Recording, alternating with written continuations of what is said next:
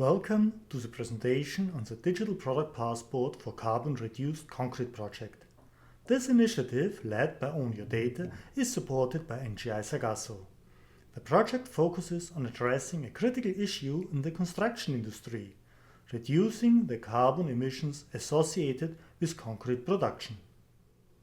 The construction industry is undergoing a significant transformation driven by the push for decarbonization. This shift challenges traditional practices and demands innovative approaches to reduce environmental impact. However, this transformation is not without its hurdles. Decarbonization is reshaping the construction landscape, introducing new parameters and expectations for sustainability. It requires industries to adapt rapidly, fostering competition and innovation. An industry-wide struggle to define and standardize parameters has emerged, leading to the formation of new consortia and attracting new players. This highlights the need for collaboration and alignment across the sector. Lastly, the diversification of concrete mixtures and the definition of CO2 standards are critical for progress. By embracing alternative materials and establishing benchmarks, the industry can meet its sustainability goals more effectively. This slide illustrates the current practice in the construction industry, highlighting the challenges faced by planners in achieving CO2 reduction goals. The process begins with the client commissioning a building project. Then the planner discusses the environmental impact and sets project goals in collaboration with the client. To estimate and support these goals, the planner requests environmental product declarations, or EPDs, either directly from the producers or through industry databases. Using this data, the planner designs a project plan aimed at minimizing CO2 emissions. The proposed plan, including CO2 calculations, is then presented to the client for approval. Finally, the tendering process involves construction companies where the planner must ensure alignment with environmental goals. The challenge is now that planners often rely on generic EPDs due to a lack of specific and certified data for materials like concrete. This limits precision and makes it difficult to accurately calculate and meet CO2 targets, creating a gap between planned and actual environmental outcomes. Here we see a proposed future for the construction industry, focusing on how digital product passports, DPPs, can address the limitations of generic environmental product declarations or EPDs. Let's walk through the improvements enabled by digital product passports, represented by the orange arrows. In the current process, planners often rely on generic EPDs for CO2 calculations, which lack specificity and flexibility. With DPPs, concrete producers can dynamically generate accurate and verifiable environmental data for each specific concrete mixture. This data takes into account real-time environmental conditions like outside temperature and variable ingredients, ensuring the information is both precise and adaptable. Instead of relying on generic EPDs from databases, concrete producers now provide DPPs directly to planners. This creates a seamless exchange of specific and real-time information, enabling planners to design projects with more accurate CO2 calculations. Concrete producers also share DPPs with construction companies during the tendering phase. This ensures that CO2 goals set by the client and planner are clearly communicated and achievable, fostering trust and transparency across all stakeholders. Producers no longer need to rely on predefined and inflexible EPDs. Instead, DPPs allow for precise tracking of emission tied to actual production variables. This flexibility not only improves sustainability outcomes, but also strengthens the producer's ability to meet client and regulatory requirements. In conclusion, by implementing DPPs, the construction industry can move away from generic, static data and towards a dynamic, transparent system that supports sustainable practices while allowing for flexibility in production and planning. Now a few words on the transition from traditional environmental product declarations, EPDs, to intelligent digital product passports, DPPs. New legislation is driving the adoption of digital product passports by emphasizing sustainability, transparency, and secure data sharing across industries.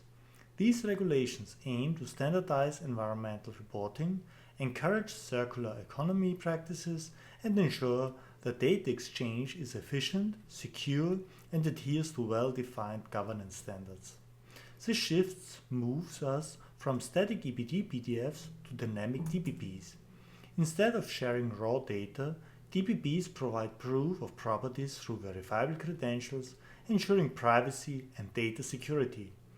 They enable authenticated and filtered data exchange, allowing stakeholders to access only the information they need, fostering trust and efficiency.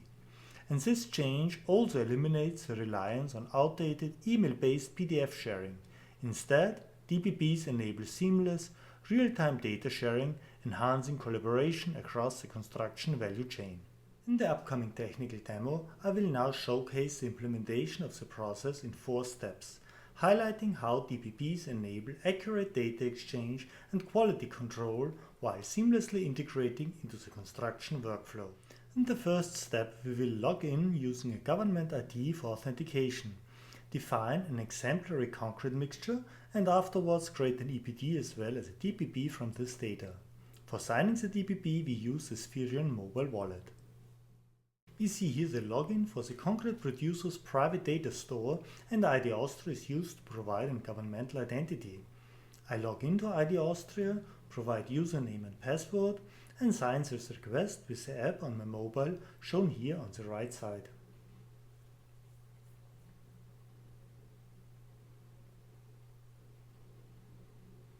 Now we are logged in and show the record for a concrete mixture, where we can generate an EPD. Let's use a record with a template for a DPP, and it can be published by signing it with the private key stored in the Spherion wallet.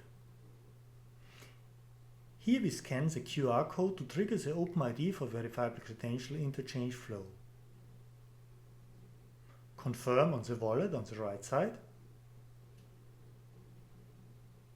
and receive the confirmation of the new DPP on the left. In the second step, we create a concrete delivery and then transfer the verifiable credential through wallet-to-wallet communication from the concrete producer to the construction site manager. Multiple concrete deliveries are then aggregated to a building part DPP. We are again in the private data store of the concrete producer and are now looking at the concrete delivery. This is a transport of a specific concrete defined by the material DPP to a customer with a given distance. To transfer this information to the construction site, we use again the verifiable credential interchange flow, but this time through wallet-to-wallet communication. Enter here the address of the construction site's online wallet and click Go. Switching now over to the site manager's private data store, we see here a list of received concrete deliveries that can be accepted.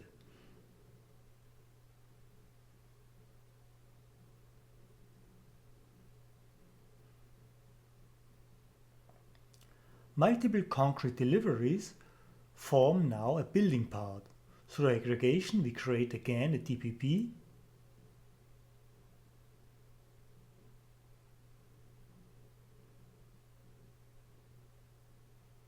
and we see here a record with relevant information, including the zero knowledge proof.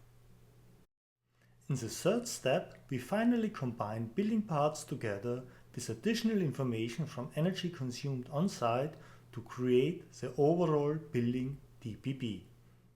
We start again with first defining the input data and the building definition. In our example, we have 2 building parts, and to document energy used on site, we have DPPs for general electric consumption and the heated formworks used. The DPP for the building has the already established format, and we see here the aggregated global warming potential. We conclude the demo with the validation of the overall digital product passport by the client or building owner. Here is again the building DPP record, and by clicking on Validate DPP, we see a hierarchy of information that proves the carbon footprint as well as the provenance without disclosing any private data from concrete producers or the construction site. As we conclude, let's focus on the next steps and how we can move forward. Our first priority is to also integrate with materials testing centers to validate and document the quality of the used concrete mixtures. This ensures they meet industry standards and can be reliably used. Building demand and supply for digital product passports is critical. This involves fostering collaboration between stakeholders across the supply chain to request and provide DPPs, ensuring their adoption becomes a standard industry practice. Finally, we will focus on prototypical realization, working with key partners to implement and refine DPPs in real-world projects. This iterative approach will help us address challenges and demonstrate the effectiveness of systems in driving sustainable construction practices. Together, these steps will drive the transformation of the construction industry toward a more transparent, sustainable, and efficient future. Find more information on our website at ownyourdata.eu/dpp-crc.